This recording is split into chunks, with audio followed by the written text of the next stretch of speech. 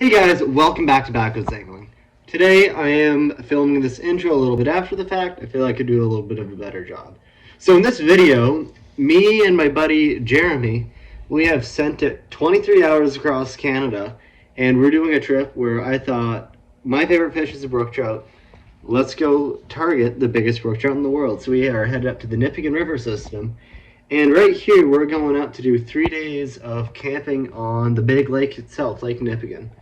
So we're getting packed up, we're heading out. Let's go show you the experience, because we got stranded. It goes really bad, but it's pretty cool. So stay tuned.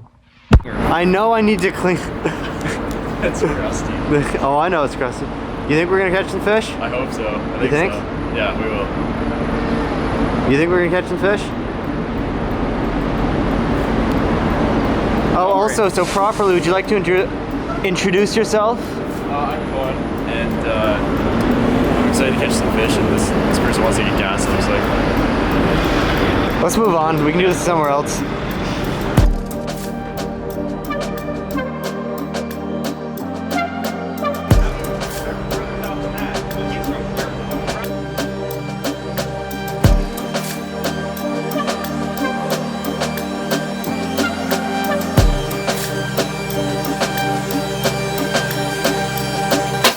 Okay guys, so now we are at the gas station. We've picked up the boat, we've got Jeremy and Cohen back there, and we are on our way to Lake Nipigon. I'm really excited, so right now we are headed out to camp out at, wait 1 second.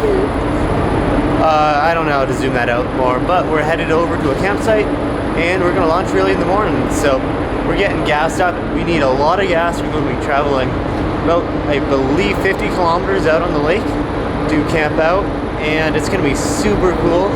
So we were all gassed up. We got plenty of gear up here, getting gassed up over there, and the truck's just about full, so we're looking pretty good. And I will meet you guys at the campsite or update if anything happens.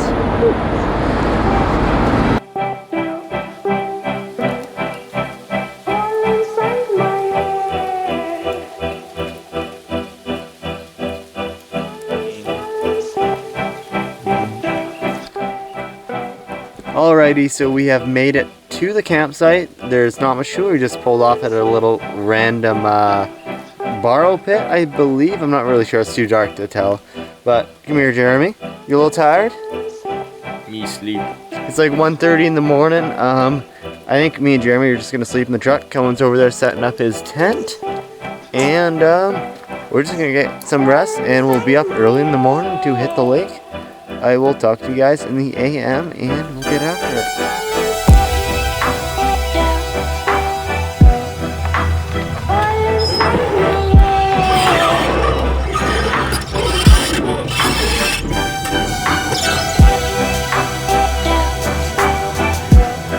Alright, so now we have made it to the boat launch, and the boats are all loaded up in the lake, and we're going to be shooting over to an island to drop off our camping gear. We might stop and try to catch some brookies on the way through, but we're going to drop off the camping gear and then send it to Pike. So see you guys at the next little spot there.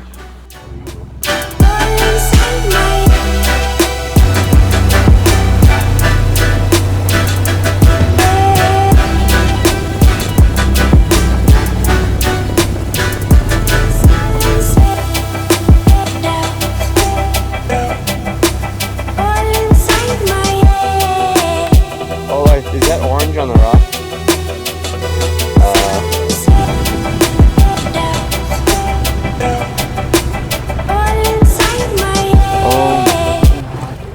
How you feeling, Jeremy? I need more sun. Sun? It's cold. You should stare into the sun. It's in the other direction. Oh, okay. That hurt.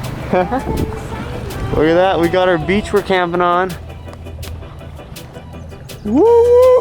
Oh, this'll do. Okay, so now we have got everything thrown up on the shore there at the beach, and we're gonna run up the lake, and we're gonna hit the Pike spot first, right? Sweet. So we're gonna run in how far? 40 kilometers? 40 to 50, yeah. 40, 50 kilometers. This is gonna be hauled, but the lake is just glass. It is beautiful out here. I cannot even explain. It's incredible. But we've got fish to catch, so we're gonna keep moving. Alrighty, so we have rolled into the pike spot here, which is this beautiful little marsh, and we are going to start fishing. We're going to be sight casting for some big pike. It's going to be great. I've got a big swim bait on, and I'm going to roll the GoPro and we'll get fishing.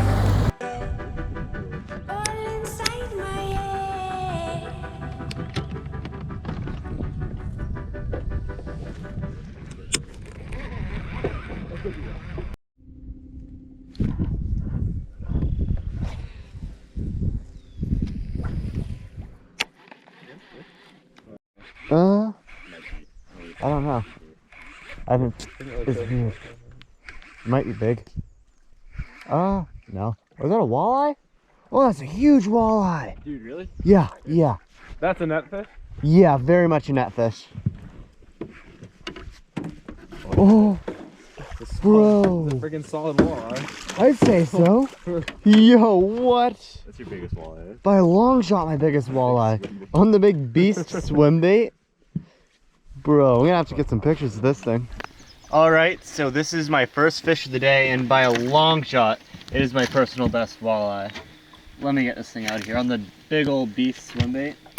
All right, so I've now got this fish to the boat. It is by a long shot my personal best walleye. I'm not even sure what the length would be on that. What do you guys think? 25, 26. Yeah, 25 or so. Beautiful walleye. First fish of the day on a big swim bait fishing for pike. Can't beat it. Well, I'll get a little still shot for a picture and then I'll send her home. New PB walleye going home. Later, bud. Woo! All right, Nice. let's get some more fish. Okay, guys, I figure I should lay out some context real quick. So here we are. I'm editing. We're changing spots. We're headed off pike fishing. We only caught one walleye, one little pike, maybe two little pike.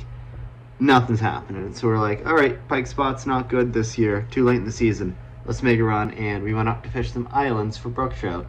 So here we're gonna head up, go fish some islands, and you're gonna see what happens. Fair enough. Fair enough. Yeah, we're taking a Alright. It would help if I opened that. Alright. See? See? Either way, it's probably going to be miserable to be honest. Oh, the ride? Oh, no doubt. But a lot less miserable than drive 12 hours, get a night of sleep, then drive another 12 hours. I slept shitty either way. Oh, that's a fish. That's a fish. Yeah? Nope. No. No, that's a fish. That's a fish. That's a fish. That's a fish. That's a fish. Huge fish? Damn, dude. It's gotta be a rookie. Oh my god. Let me get your camera out. Bro. It's a pike, I'm sorry. Oh, is it a big pike at least? No, it's a brookie. Wait, it's a brookie? Oh, no, it's a huge pike. Oh. Oh my god, dude. It's like 45 inches. What? Just keep it on. It's giant, Oh. but it's a pike. But it's huge. I think it's hooked funny, like snagged. Unless I'm seeing things. Oh. No, it's in the mouth.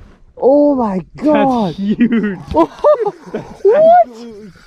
Holy cow, Riley. 35-pound pike. Yeah, that's a monster. Don't have a wire leader on. Bro, just 10 pounds. I just gotta get his head in, then we'll be good. Oh my god. Take it easy on him, I yeah. really hope he doesn't break off. That would be an incredible fish to land. That's a really, really big pike. You see the back of the thing? It's like it's as wide as your head. Oh, what? Oh man, dude. I thought it was a... Dude, that's why I thought it was a snag, dude. That was huge. It's a huge fish. Oh my god. Holy cow. What? That is a giant. Dude, what? That's a giant pike. Oh, and it's actually like deep in its mouth. How on earth? How did you? What? How did you land that? God. I don't want to break my fingers. No. Oh my god.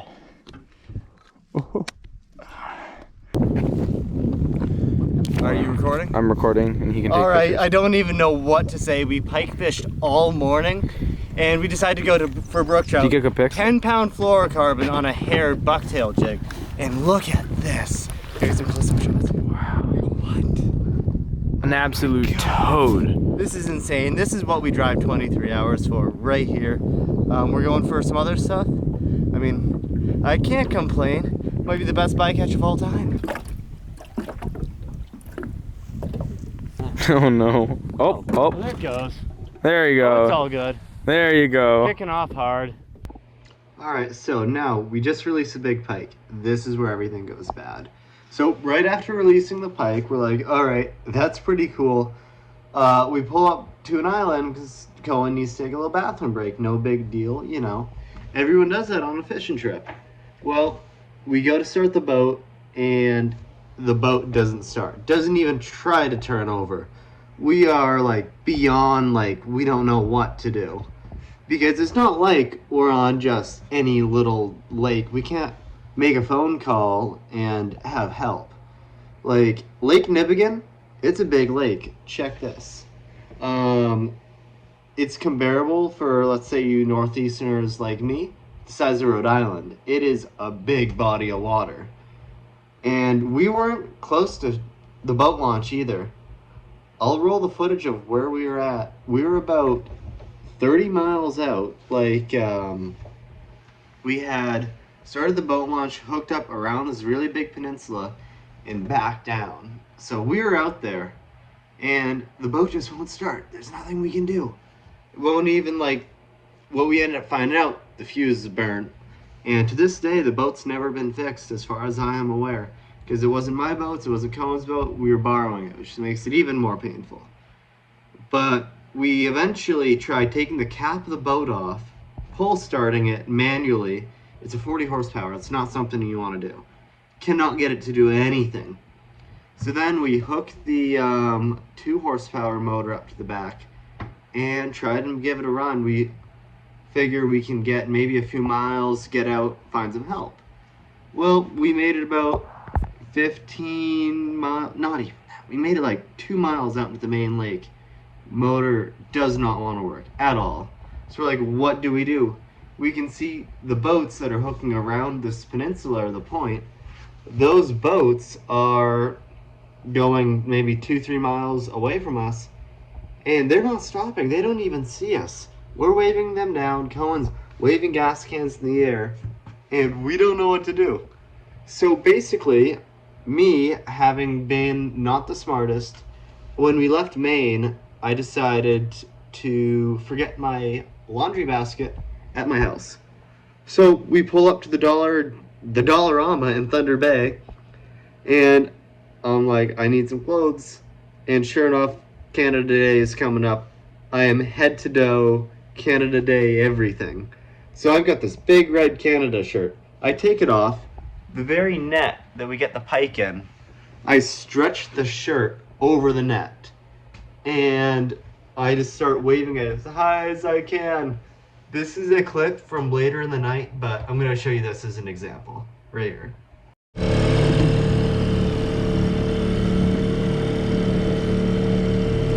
So now, as soon as I start waving that way up in the air, we notice the boat turns and it starts coming at us. At first we think like, no, we must be daydreaming, we must be seeing something. But they were coming towards us. And as a reference point, this was at probably 3 in the afternoon, and we'd been stranded since 10 a.m. So we were drifting for hours and hours waving down for help, which is a huge detail, and just nothing.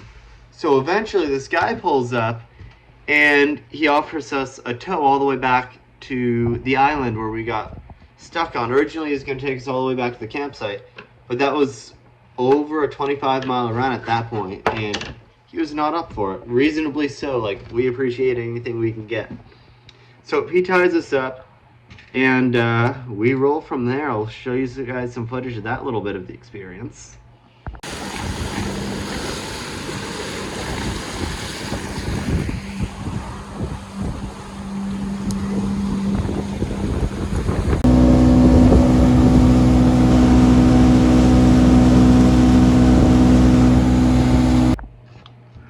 So at this point, we make it back to the island. The real panic is gone.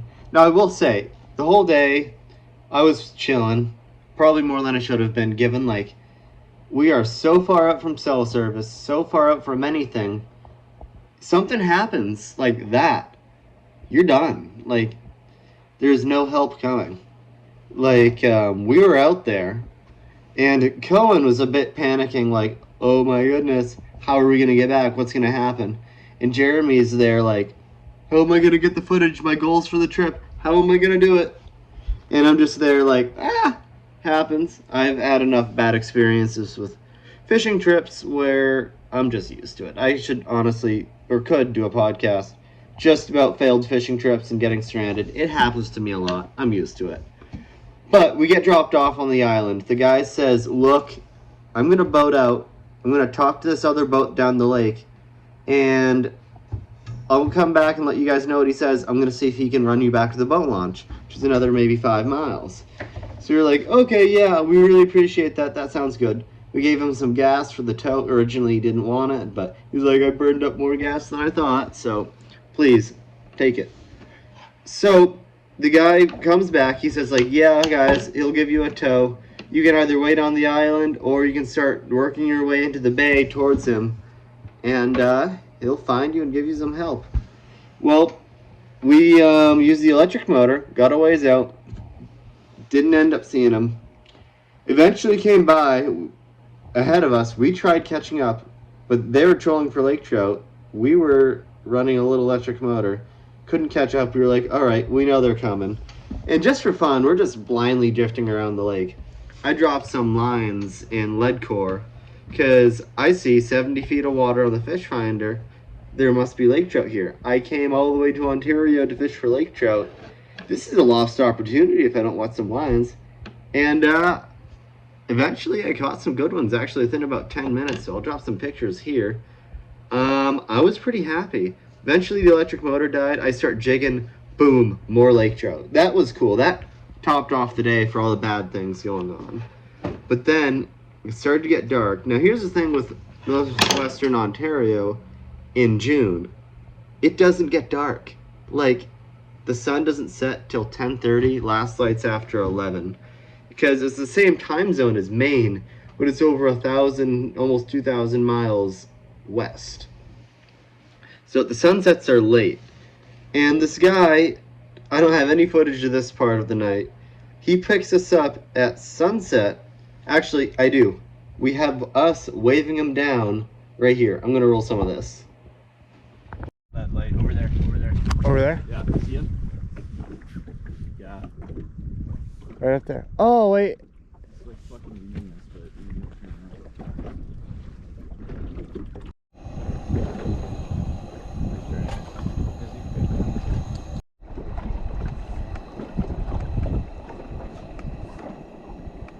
How does he not see lights? I don't know.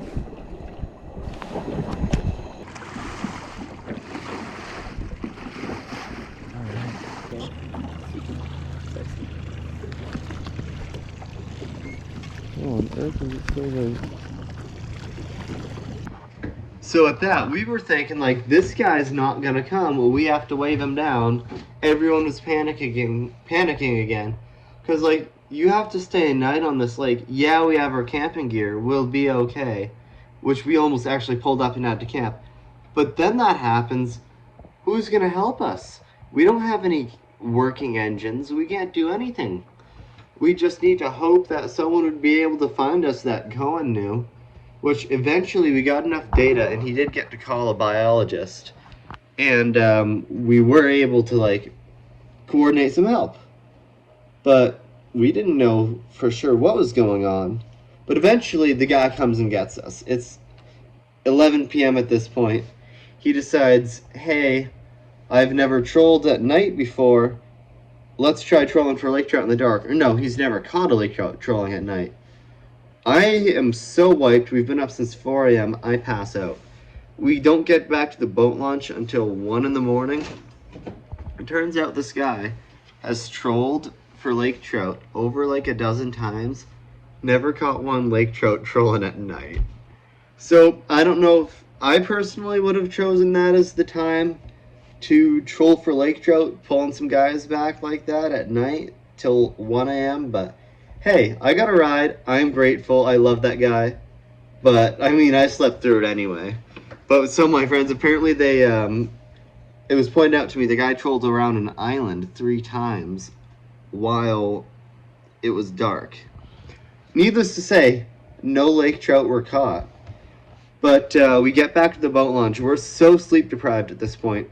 Our original plan for Cohen to get a good night's rest is to drive all the way back to Thunder Bay. What would have made sense is crashing for the night. We did not do that. We get posted up, we get the whole boat loaded and everything packed, and me and Cohen drive down, take turns. We drive down to Nipigon, grab some coffee at the little Timmy's, and make the drive all the way back to Thunder Bay and drop off the boat at his buddy's place. And me and Jeremy did not get to bed until 5 in the morning at the Walmart in Thunder Bay, and did not even wake up until 1 p.m. the next day. It was rough. Let me see if I have any other footage. I will roll now and I'll explain that. We have made it back to shore. What time is it, Jeremy? 12:43 in the morning. How does it feel? I sleep, please. Yeah, I feel that. Food. Food? I feel like my legs are swaying right still. It's cold. Woo. All right. Camera. Don't know what's happening here. It's just my phone because my big camera is not Buried. coming out right now. But I will see you guys in the morning because I do not have it in me to do much right now. Goodbye. Thank you guys so much for watching this video. It was a bit of a remarkable experience. I'm happy that we made it out all good because this stuff, it really can go bad. But this is the first, well, not first, this will likely be a little bit in, but of many videos from the Nipigon series. This is an awesome time. I had a great time filming it. Thank you so much for Jeremy, right there behind me, making the trip out to Ontario with me. Cohen for essentially hosting the trip, and Landon, who's seen other videos, for making it all happen. But at that, make sure you like, comment, and subscribe because there's more content coming. You're not going to want to miss it. It all helps me out. So yeah, at that, stay tuned. More videos to come.